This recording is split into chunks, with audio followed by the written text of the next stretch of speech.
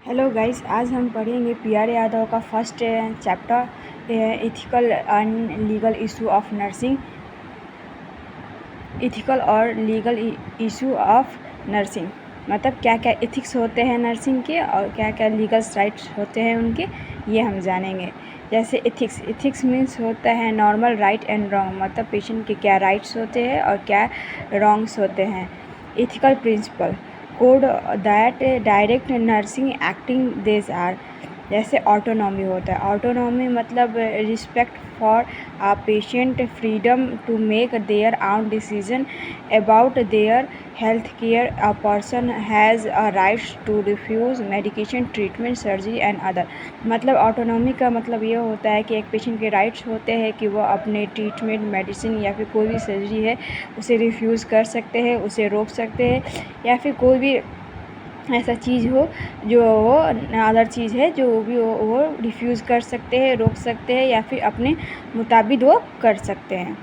दूसरा होता है बेनिफिशियन मतलब होता है active doing good for patient and probability their well being and best interested of the patient. मतलब पेशेंट बेनिफिशियन मतलब होता है पेशेंट के लिए बेनिफिट करना, मतलब कुछ भी उसके लिए अच्छा करना, उसके लिए गुड करना, वो बेनिफिशियन में आता है।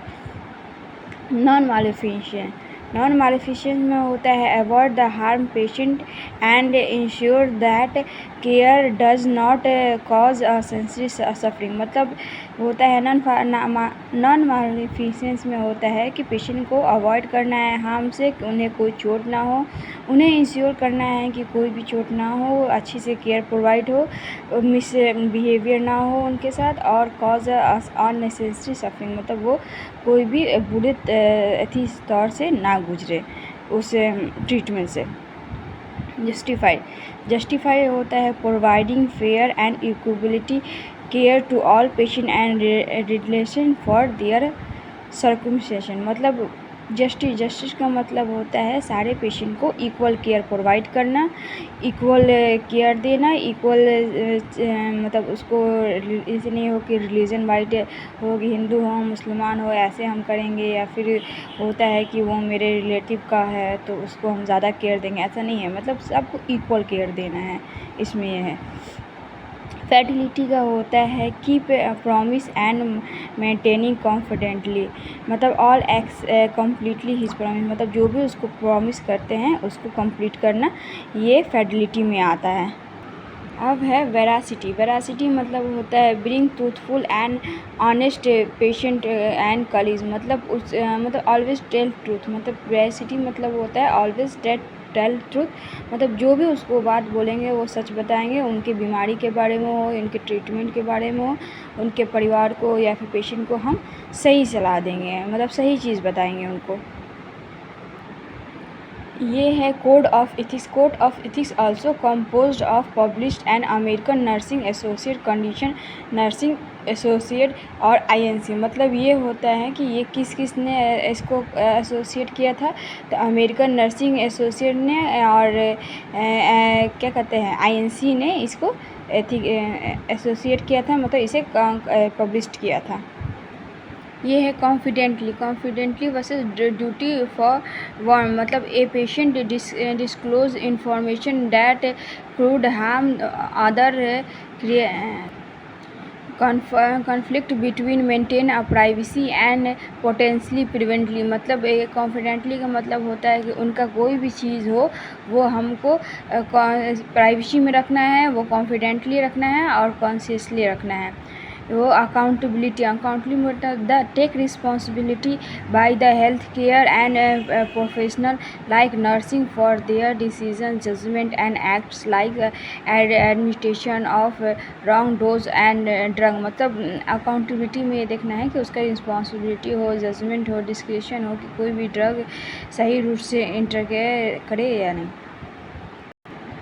ये है common law issue in nursing practice. मतलब टॉर्ट्स क्या होते हैं? टॉर्ट्स ये होते हैं a civil wrong made against person and property. मतलब किसी भी पर्सन और किसी भी नर्सिंग स्टाफ से कोई भी गलती ना हो, उसके लिए उसको हम टॉर्ट्स में कहते हैं। Torts is a civil wrongful acts commits by a person against another person to his. मतलब वो किसी भी अनदर पर्सन की भी के लिए भी कोई हार्म ना ऐसी कर सके और वो ठीक से केयरफुल कर सके।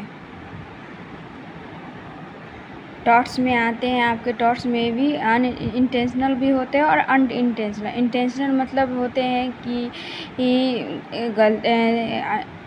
इंटेंशनल मतलब होते हैं कि जानबूझ के कर देना। अनइंटेंशनल मतलब गलती से हो जाना।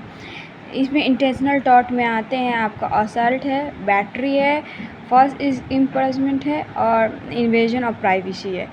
तो असल्ट मतलब होता है any intervention treater for harmful और ऑफेंस कंटेक्ट। मतलब किसी पेशेंट को ज़बरदस्ती कोई भी दवा दे देना है या फिर उससे मारना पीटना या फिर उससे डांटना या फिर गलत तरीके से व्यवहार करना, वो असल्ट में आ जाता है। इसी तरह होता है बैटरी मतलब होता है एनी इंटरवेंशन एंड हार्मफुल और offensive touching of another person without concern. मतलब बिना कोई कंसर्ट के किसी भी पेशेंट को टच करना गलत तरीके से, वो बैटरी कहलाता है। ये फॉल्स इम्पेयरमेंट है। फॉल्स इम्पेयरमेंट मतलब the unlawful restraint of a person freedom movement. मतलब कोई भी पेशेंट का फ्रीडम मूवमेंट है उसको गलत तरीके से उस पर प्रेजेंट करना। इन्वेजन ऑफ प्राइवेसी मतलब unlawful interference with a person rights to privacy include the unauthorise and disclose a confident patient information. मतलब कोई भी पेशेंट के इंफॉर्मेशन को बाहर की लोगों को बताना है या फिर आसपास से लोगों को बताना है कि हाँ इसे HIV है या फिर कुछ भी है या फिर इसके फैमिली में ऐसे प्रॉब्लम हो या फिर कोई भी अटेंडेंट और पेशेंट बात कर रहे हो उसकी बात को डिस्क्लोज करना, ये इन्वेजन ऑफ प्राइवेसी में आता है। इन्वेजन ऑफ प्राइवेसी में भी ये आता है डिफामेशन मतलब make false statement that damage the person rupture. मतलब किसी भी पेशेंट